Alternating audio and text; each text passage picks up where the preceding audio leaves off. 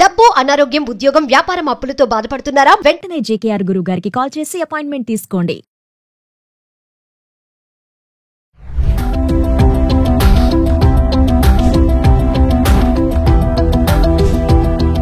Suman TV ప్రేక్షకులకు నమస్కారం. Post ఆఫీసుల్లో చిల్డ్రన్స్ ఫండ్ కోసం ప్రత్యేకంగా పబ్లిక్ ప్రావిడెంట్ ఫండ్ అనేటువంటి ఒక ఖాతా వచ్చింది. ఇది చాలా మంచి పథకం. ఈ పథకంలో చిన్నపిల్లల సమయం నుంచే మనం జాగ్రత్త తీసుకొని 15 సంవత్సరాల పాటు ఈ పబ్లిక్ ప్రావిడెంట్ ఖాతా లోపల మనం డబ్బులు పోగు చేసి వేస్తున్నట్టయితే ఒక సంవత్సరానికి 22,000 రూపాయలు మనం ఈ ఖాతాలో జమ చేస్తే 15 సంవత్సరాల పాటు ఇలా వరుసగా కంటిన్యూగా మనం చేసుకుంటూ వెళ్ళినట్టయితే మనం పెట్టే మొత్తం పెట్టుబడి 3,30,000 అవుతుంది. కానీ 15 ఇయర్స్ తర్వాత మనం పొందే డబ్బు ఎంత అంటే 5,96,000 రూపాయలు మనకు వస్తుంది. సుమారుగా 6 లక్షల రూపాయలు మన చేతికి వస్తుంది. పెట్టింది 3,30,000 అవుతే మనకు వచ్చేది సుమారుగా 6 లక్షలు వస్తుంది. అది కూడా మనం ఒకేసారి పెట్టుబడి పెట్టట్లే. 3 లక్షల రూపాయలు 3,30,000 ఎప్పుడు పెడుతున్నాం? ప్రతి నెల 22,000 రూపాయలు ఖాతాలో వేస్తున్నాం.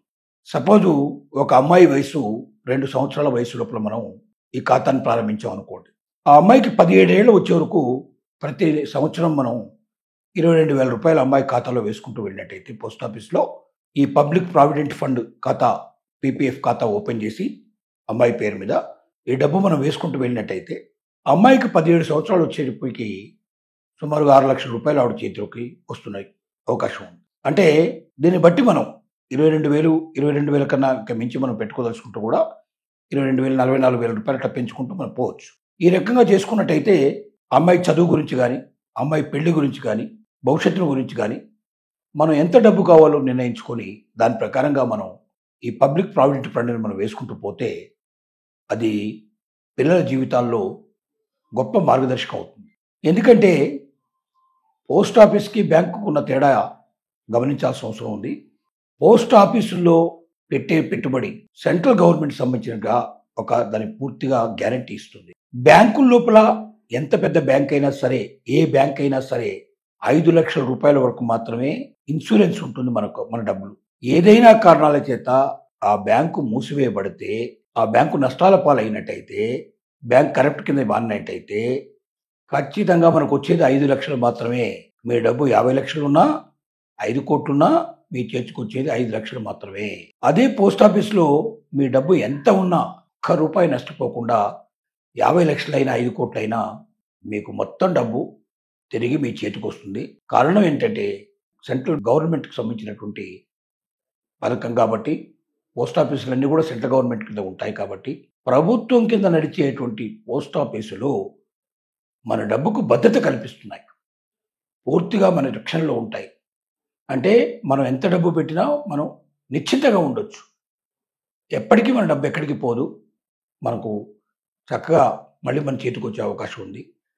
కాబట్టి పిల్లల జీవితాల గురించి ఆలోచించే వాళ్ళు ఎవరైనా సరే, వాళ్ళ జీవితంలో మంచి మలుపు కావాలనుకుంటే, వాళ్ళ చదువు చక్కగా పూర్తి కావాలనుకున్నా, లేదా వాళ్ళకి పెళ్ళిళ్ళు కావాలనుకున్నా, లేక వాళ్ళకి ఉన్నత చదువుల కోసం ఏదైనా విదేశాలకు వెళ్ళాలనుకున్నా, వీటన్నిటిని దృష్టిలో పెట్టుకొని మరి పోస్ట్ ఆఫీసుల్లో ఈ 22,000 లేక 44,000 మీరు ఎంత డబ్బైనా పెట్టుకుంటూ పోవచ్చు. కానీ 15 సంవత్సరాల తర్వాత మీకు అది తిరిగి ఇవ్వబడుతుంది.